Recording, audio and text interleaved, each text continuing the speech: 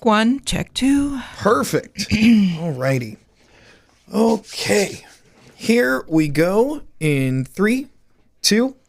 Welcome in, ladies and gentlemen, to York Chats with the Stash. Joining me, it's the ever lovely, the so fun, the wonderful Deb Robertson. Deb, how are you?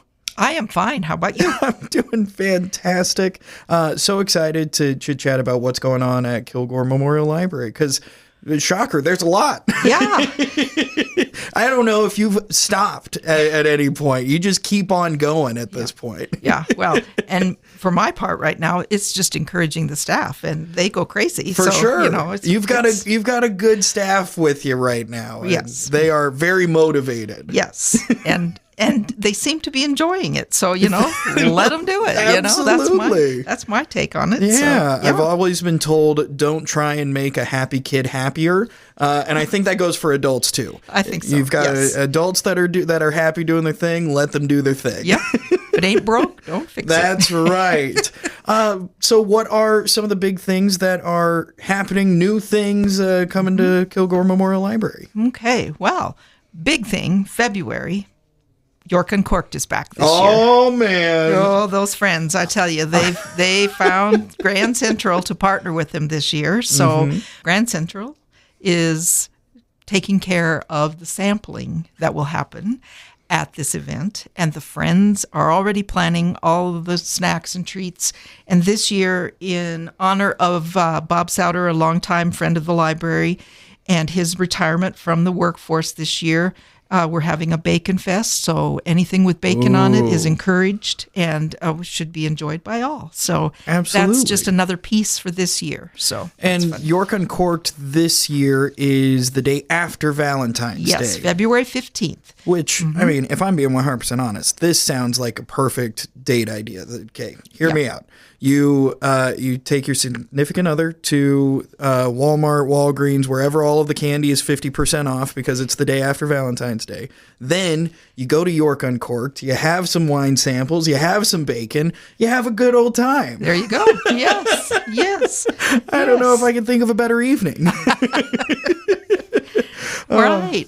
It has been fun. Every year we get comments, feedback is, we need more of this. So the friends do what they can. And so it's just fun. We enjoy doing it. So it's a good thing that we can do for the community.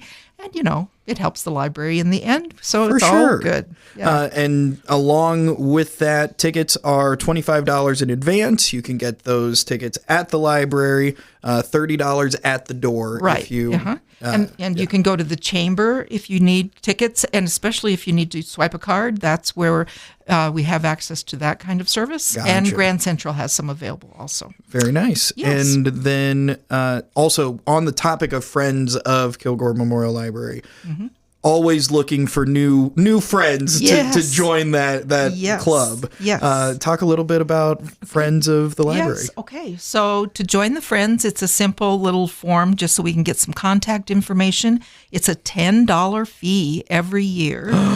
Yes. Breaking the bank. Yes. But when you have more than 100 friends, it adds up to quite a nice donation. So, and then the friends do things like fundraisers and have, celebrations for the community, but they certainly support all of our children's programming that we do, and revamping to start growing advocates for the library. So there's more opportunity for adults to be more engaged in what the library does, and then speak for us when you are at work or at any other club meetings that you might be going to. So we're trying our hardest to get the word out that Kilgore Memorial Library and the Friends Group are where you should be if you want to be a part of something fun. Very nice. You mentioned that there's a lot of youth programming. Yes. What's going on with all that? Because we're back in the swing of school now at this point. Right. So we have after-school programming on Wednesdays.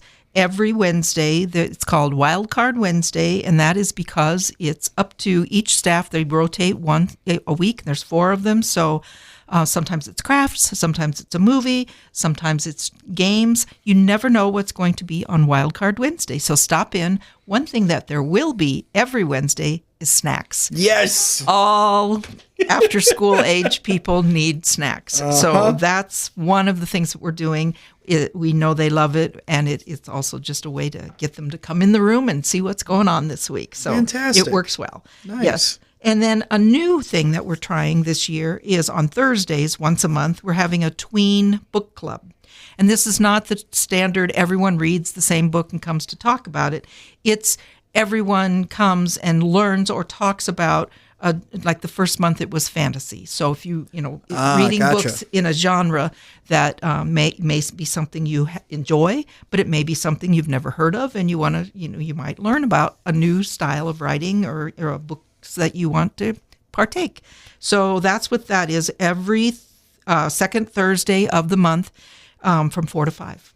Tweens. Very nice. The middle school age group should come and explore reading and talking about books. That's always a tough age group to try and get engaged in different stuff. So that sounds really cool. This is an attempt.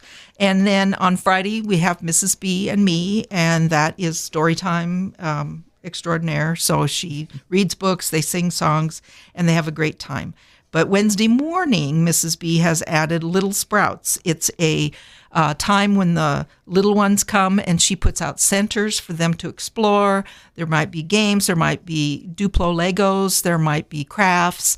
There's, just something where it's an activity for caregivers and the little ones to play or work together, but to develop those skills of social skills or motor skills that you need when you get to school to hold pencils and scissors and all the things that you do when you're in the school setting. So we're practicing on Wednesday mornings from 10:30 to 11:30. Very nice. My wife, whenever she's not in school and has our 2-year-old, she goes to the public library all the time for this sort of stuff. And it is so fun and always a blast for the kids, but also it's a good spot for parents and caregivers to kind of chit chat, have a little chance to have some adult interaction, especially if you're staying home all day with the kiddo. It's good for a number of reasons. Yes.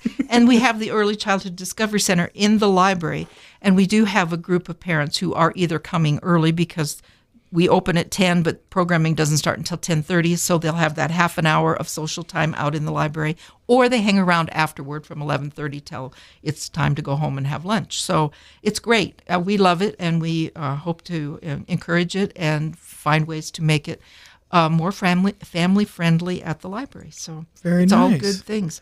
Then one other addition in the adult arena is on the first Thursday of each month. It's going to go back and forth between coloring for adults and puzzle putting together. So this month in February on the 6th, we have Puzzler Thursday from 10:30 to 11:30. And anyone that's interested in just spending some time, quiet maybe, relaxing maybe, and just, meeting some new friends, come on down to the library and work on whatever puzzles that they put out and, talk with the library staff, and we are open to doing whatever everyone's interested in. So that sounds very cool. Fun. I do have to say, Puzzler does sound like a Batman villain. It's very close to the Riddler. So I'm just picturing Batman getting puzzle pieces thrown at him. But I know you guys also have a very cool thing going on with PBS. Yeah. Tell me a little bit about that. Well, we've partnered with, they have Indie Lens is a section of public television from across the country, and then they do these pop-ups at any venue that wants to partner with them. So this year, our library partnered with them, and there are a series of documentaries that are going to be on PBS, but we get the sneak peek preview time where we can show it before it's gone live and then have some kind of conversation afterward about the topic. And in February, it's going to be Home Court, and it's a Cambodian-American basketball prodigy, Ashley Chi, and it's about her life and college and the injury and the triumph that came after that. But then afterward, we'll just talk about whatever the group picks out of there that caught their eye and they want to visit more about.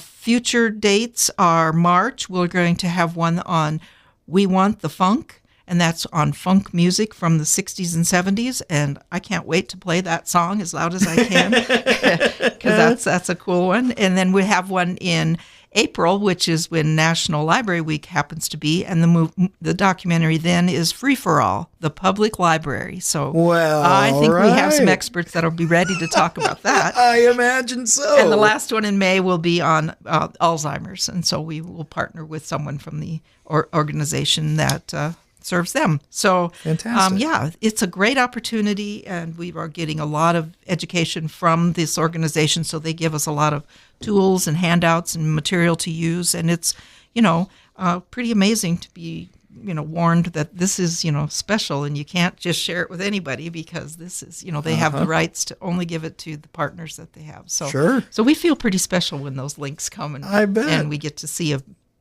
documentary before it's even been on television. So Absolutely. it's kind of fun. And they make phenomenal documentaries. Yes. I mean, just incredible. Yes. So I'm sure that those will be an absolutely great time. And of course, we should mention that volunteers for the public library or any openings by chance? Not on staff, but there are openings for, the Friends, of course, could use some new volunteers. The foundation board could use, they had one person resign, so we're looking for someone to fill that board spot. So if anyone is interested in managing the finances of the library, besides outside of what the city gives us, but, just the donations. I'll tell you right now, you do not want me for that job. Money's not real. We just spend all of it. Just go. Yeah. But very nice. Yes. Is there anything else going on that we should? I can't think of. I'm tired just with what we talked about already. I was gonna say. I mean, Deb, I tell you what, you've got a lot going on, and York is a better place because of it. We're trying. Yes. Thank you so much for stopping by and chit chatting with me. You're welcome.